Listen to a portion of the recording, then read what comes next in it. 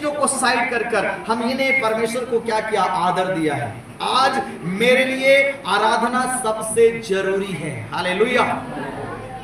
आराधना हमारे लिए सबसे जरूरी है। आज खेत में नहीं जाएंगे काम करने के लिए, आज नहीं जाएंगे गाड़ी चलाने के लिए, आज नहीं मेरा दुकान होटल खुलेगा, शटर उठेगा। आज परमेश्वर की आराधना के बाद ही ये सारे काम होंगे। सबसे पहला काम आज प्रभु की आराधना होगा। हमने क्या किया, परमेश्वर की आज्ञा को माना है। जैसे इस आज्ञा को माना, वैसे ही वचन की सारी आज्ञाओं को हमको मान के परमेश्वर के नजरों में हमको सही ठहरना है। केवल एक आज्ञा नहीं मानना, सारी आज्ञाओं को हमको मानना है। बोले यीशु प्रभु की जय। केवल संडे आ गया, ये आज्ञा मान लिया और बाकी नहीं माना तो फिर आधा अधूरा है। इसलिए जैसे ये आज्ञा को माना, वैसे ही और भी सारी आज्ञाओं को क्या करना है, मानना है। हालेलुया। जैसे कि 10 आज्ञा इधर क्या लिखा है, आप पढ़ सकते हैं, कोई एक व्यक्ति उधर से पढ़िए, क्या लिखा है, मुझे छोड़ दूसरों को ईश्वर करके ना मानना। तो पहली आज्ञा क्या देता है, तू मुझे छोड़कर दूसरों को ईश्वर करके प्रभु कहता है मेरे सिवा कोई और दूसरा प्रभु नहीं, मेरे सिवा कोई दूसरा ईश्वर। इसलिए तू किसी ईंटा पेड़ पौधा पत्थर सूरज चांद तारा गंगा नदी किसी को भी अपना ईश्वर, मेरे सिवा कोई दूसरा ईश्वर नहीं है। ये पहली आज्ञा। और दूसरी आज्ञा क्या है, तू अपने लिए कोई मूर्ति खोद कर ना बनाना। प्रभु कहता है तू अपने लिए कोई मूर्ति खोद कर नहीं। ये परमेश्वर की दूसरी आज्ञा। और तू अपने परमेश्वर का नाम व्यर्थ ना लेना। तू अपने परमेश्वर का नाम व्यर्थ ना लेना। अपने परमेश्वर का नाम व्यर्थ नहीं लेने का मतलब क्या है, आप चोरी करने जाओ और प्रभु से कहो, प्रभु हाँ चोरी करने में मुझे सफल कर देना, मैं आपको 5 लाख रुपया दे दूंगा भवन में। ये व्यर्थ की प्रार्थना, व्यर्थ में प्रभु का नाम ले रहे हो। प्रभु ऐसे कामों में कोई मदद नहीं करता। हालेलुया। व्यर्थ में गलत जगह में प्रभु का नाम नहीं लेना, प्रभु तुम्हारी मदद नहीं करेगा। क्यों तुम प्रभु का नाम लेके प्रभु को बदनाम करते हो।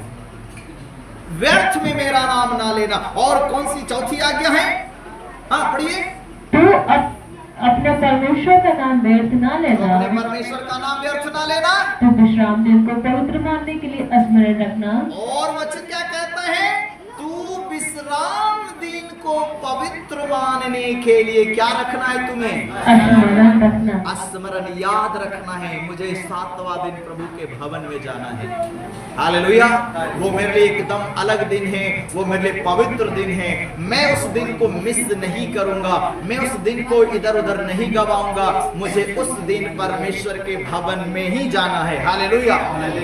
और तू अपने पिता और अपनी माता का आदर करना।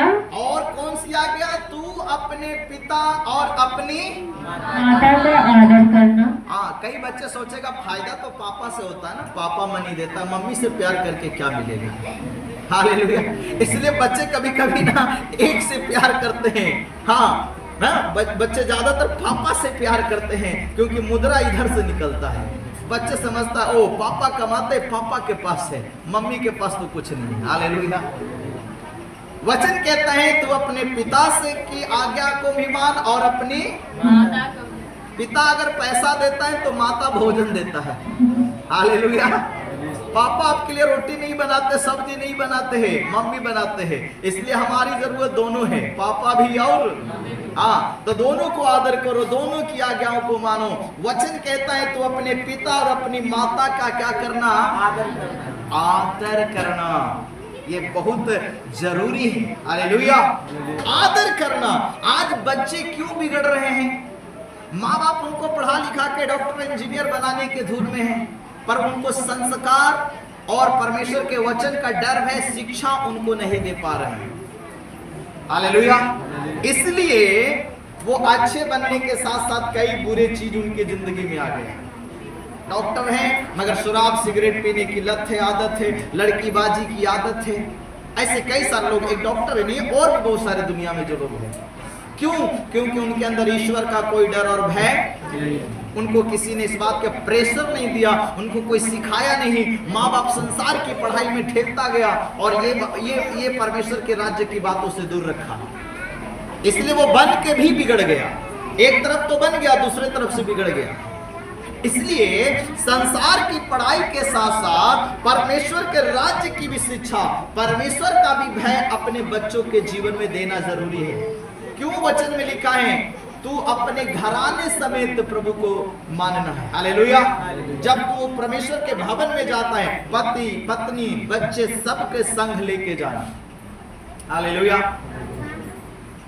बच्चे जाएंगे तभी तो सीखेंगे, सुनेंगे, तभी तो वो आपके लिए दिल में उसको आदर आएगा। जब वचन को सुनता है, माँ बाप को आदर करना है, अभी सुना तो बच्चे के दिमाग में होगा और वो कोशिश करेगा कि मुझे इस काम को करना है। जब वो सुनेगा ही नहीं तो कैसे वो अपने जीवन में कुछ करेगा। हालेलुया। इसलिए बच्चन वो कहता है बचपन से ही उस रास्ते की शिक्षा दो उस बच्चे को जिसको उसको सारी जिंदगी चलना है। हालेलुया। ये परमेश्वर की आज्ञा है। माता पिता और माता की आदर करना और खून न करना, तू खून ना करना, हत्या ना करना प्रभु ने आज्ञा दिया, और तू व्यभिचार न करना, तू व्यभिचार ना करना। अब संडे चर्च आओ, दान दो, दशवान दो, उधर जाके व्यभिचार करो। इधर आज्ञा पूरा हो रहा है पर उधर आज्ञा पूरा, तो आपको सारी आज्ञाओं को पूरा करने के लिए तैयार रहना है। हालेलुया। तो वचन कहता है तू खून ना करना, तू व्यभिचार ना करना, और तू चोरी न करना, और तू क्या करना? चोरी न करना। हाँ, कई लोग क्या करते, बाहर में चोरी नहीं करते पर घर में चोरी करते हैं। हालेलुया। बोले शिव प्रभु की। चोरी ना करना। चोरी तो चोरी है, 1 रुपये का करो चाहे 100 का, पकड़े जाने पे तेरा नाम चोर होगा। चाहे खीरा चोरी करो खेत से, चाहे हीरा चोरी करो किसी के दुकान से, पकड़े जाने पे लोग तुम्हें चोर का ही नाम देंगे। हालेलुया। वचन कहता है तू क्या नहीं करना? चोरी न करना। अगर आप प्रभु में आने से पहले चोरी करने वाले थे, चोरी की आदत था, एक चोरी ताला तोड़ के होता है, एक चोरी उल्टा सिग्नेचर करके भी होता है। हालेलुया। हाँ, कागज पे पुल बना, जमीन पे बना ही नहीं, पैसा सारा हड़प पे खत्म, वो भी एक चोरी ही है। हालेलुया। ताला तोड़ने वाले को सब जान गया और उल्टा साइन करके खाने वाले को कोई जाना, कोई नहीं भी जाना, बेकार तक नहीं लाया। हालेलुया। ये भी एक चोरी है। वचन कहता है अगर तू प्रभु में आने से पहले ऐसा व्यक्ति है तो अब इस चोरी को छोड़ दे। प्रभु में आने से पहले तू व्यभिचारी था, अब इस व्यभिचार को छोड़ दे। प्रभु में आने से पहले हत्यारा था, अभी हत्या करना छोड़ दे। हालेलुया। माँ बाप को प्रभु आदर नहीं देता था, अभी प्रभु में आने के कारण आदर देना शुरू करो। हालेलुया। पहले तो मूर्ति पूजक था, अभी मूर्ति पूजना बंद करो। हालेलुया। क्यों? ये सब प्रभु की आज्ञा है। इसलिए धर्म के काम किस लिए करते हैं? परमेश्वर को खुश करने के लिए। अभी सारे संसार में जगमग ज्योति किसके लिए? हालेलुया। और प्रभु इस बात से प्रसन्न ही नहीं। सूरज के सामने अगर आप दिया जलाओगे तो दिए की रोशनी दिखाई देगा? नहीं, उससे ज्यादा सूरज की रोशनी है। प्रभु तो स्वयं ज्योति है और उस ज्योति के सामने तुम क्या ज्योति जला रहे हो? हालेलुया।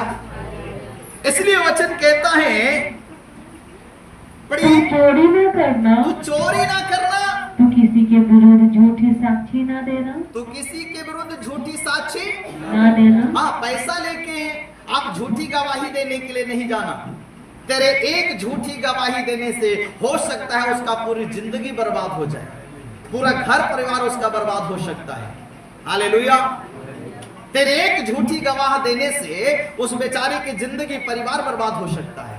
तुम तो 500, 1000, 10,000 के लिए झूठी गवाही, मुझे तो 500 रुपया मिला है गवाही देने का, और आप गवाह देकर चले आए और बेचारा आदमी निर्दोष था। तेरी झूठी गवाही उसको 10 साल 5 साल को सजा में डाल दिया। उसका परिवार बिल्टेगा, रोएगा। इसका दंड किसके ऊपर आएगा? जिसने झूठी गवाही दिया। अगर प्रभु में आने से पहले ये चीजें हैं तो प्रभु में आने के बाद इसे बंद करो। हालेलुया।